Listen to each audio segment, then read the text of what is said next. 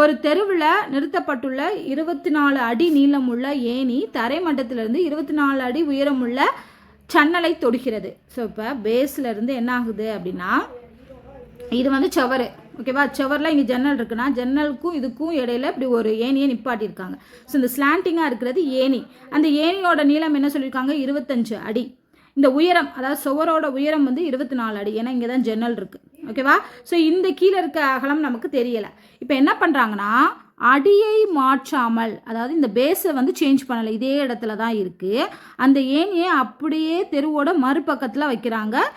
7 அடி உயரத்தில் உள்ள ஜன்னலை தொடுமாறு. அப்போ அதாவது என்னென்னா, இது 7 அடி இருக்குது, இங்கே ஒரு ஜன்னல் இருக்குது. இந்த ஜன்னலில் வந்து டச் பண்ணுற மாதிரி இந்த ஏணியை கொண்டு வந்து வைக்கிறாங்க, கொஞ்சம் ஸ்லாண்டிங்காக, ஓகேவா?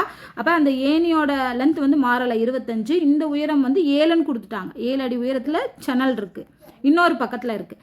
அப்போ இங்கே இருக்கக்கூடிய டிஸ்டன்ஸு எவ்வளோன்னு நமக்கு தெரியாது. அப்போ என்ன சொல்கிறாங்கன்னா, அந்த தெருவின் அகலம், இந்த டோட்டல் லென்த் என்ன, வித் என்னன்னு கேட்குறாங்க, ஓகேவா? ஸோ அப்போ நம்ம என்ன பண்ணணும்னா, ஃபஸ்ட்டு இந்த ட்ரையாங்கிளை வச்சு இந்த இதை கண்டுபிடிக்கணும், அடுத்து இந்த ட்ரையாங்கிளை வச்சு இந்த இதை கண்டுபிடிச்சி ரெண்டையும் ஆட் பண்ணணும்.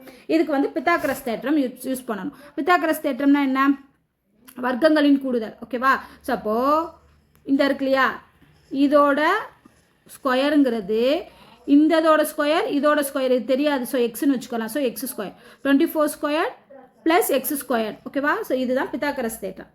அப்போ இதுக்கு நம்ம எக்ஸ் ஸ்கொயர் வேணும்னா என்ன பண்ணணும்? 25 ஸ்கொயர் மைனஸ் 24 ஸ்கொயர் கண்டுபிடிக்கணும். இது என்ன formula? A square minus b square formula. அதாவது a plus b into a minus பின்னு போட்டுக்கரலாம். அதாவது 2 நம்பரையும் ஆட் பண்ணி வரக்கூடிய நம்பரையும் 2 நம்பரையும் மைனஸ் பண்ணி வரக்கூடிய நம்பரையும் மல்டிப்ளை பண்ணணும். ஸோ 25 24 இதை ரெண்டையும் ஆட் பண்ணோம்னா என்ன வரும்? 49 வரும். கழிச்சோம்னா 1 வரும். So into 1. அப்போ என்ன கிடைக்குது? எக்ஸ் ஸ்கொயர் 49 கிடைக்குது. அப்படின்னா எக்ஸோட வேல்யூ 7. அப்போது இந்த சைடு வந்து எக்ஸோட வேல்யூ 7ன்னு கண்டுபிடிச்சாச்சு. இதே மாதிரி நம்ம ஒய் கண்டுபிடிக்கணுமா? ஸோ ஒய் கண்டுபிடிக்கிறதுக்கு என்ன பண்ணணும்னா, இந்த ட்ரையாங்கிள் எடுத்துக்கணும். ஸோ அகைன் என்னது? 25 ஸ்கொயர்டுங்கிறது 7 ஸ்கொயர் ப்ளஸ் ஒய் ஸ்கொயர்டுன்னு இருக்கும். இதை வச்சு நம்ம சேம் ஃபார்முலா யூஸ் பண்ண போகிறோம். ஸோ ஒய் ஸ்கொயர் வேணும்னா 25 ஸ்கொயர் மைனஸ் 7 ஸ்கொயர் இதே தான் a square minus b square formula. A plus b 25யும் 7யும் கூட்டணும்னா 32 கிடைக்கும். 25லேருந்து 7 கழிச்சோம்னா 18 கிடைக்கும். ஸோ 32 18 576 கிடைக்கும். 576ங்கிறது 24 ஸ்கொயர். அப்போ ஒய்யோட வேல்யூ 24, ஓகேவா? ஸோ இப்போ எக்ஸு 7 ஒய் 24 ஆட் பண்ணோம்னா 31, ஓகேவா? ஸோ ஆன்சர் இதுக்கு 30.